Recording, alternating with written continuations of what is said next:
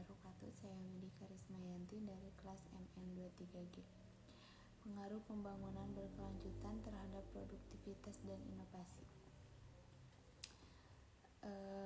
Latar belakang pembangunan berkelanjutan tidak hanya menjadi sebuah konsep tetapi juga sebuah keharusan dalam era globalisasi saat ini. Dengan mempertahankan keseimbangan antara kebutuhan ekonomi, lingkungan, dan sosial, pembangunan berkelanjutan berpotensi untuk memberikan dampak positif yang signifikan terhadap produktivitas dan inovasi sebagai sektor. Produktivitas, efisiensi sumber daya. Prinsip utama pembangunan berkelanjutan adalah penggunaan sumber daya secara efisien dengan mengadopsi teknologi dan praktik yang ramah lingkungan. Perusahaan dapat mengurangi limbah dan biaya produksi yang pada gilirannya meningkatkan produktivitas. Inovasi proses pembangunan berkelanjutan mendorong inovasi dalam sebuah proses produksi, pengembangan teknologi yang lebih efisien dan ramah lingkungan. Dapat membuka peluang baru untuk meningkatkan produktivitas dengan cara berkelanjutan.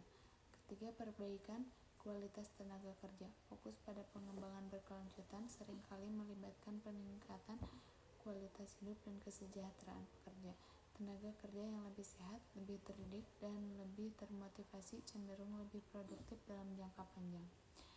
Inovasi, pengembangan produk berkelanjutan. Yang pertama, permintaan pasar untuk produk yang ramah lingkungan semakin meningkat. Perusahaan yang mampu mengembangkan produk dan layanan memenuhi standar ini akan memiliki keunggulan kompetitif yang signifikan. Yang kedua, kolaborasi dan riset. Pembangunan berkelanjutan mendorong kolaborasi antara sektor publik dan swasta serta antara perusahaan dan universitas dengan lembaga riset. Hal ini memfasilitasi pertukaran ide dan pengembangan teknologi baru yang mendukung inovasi. Peningkatan reputasi dan brand image. Perusahaan yang aktif dalam praktik berkelanjutan cenderung lebih diminati oleh konsumen yang semakin peduli terhadap dampak lingkungan dan sosial produk yang mereka beli. Ini bisa menjadi pendorong penting bagi inovasi.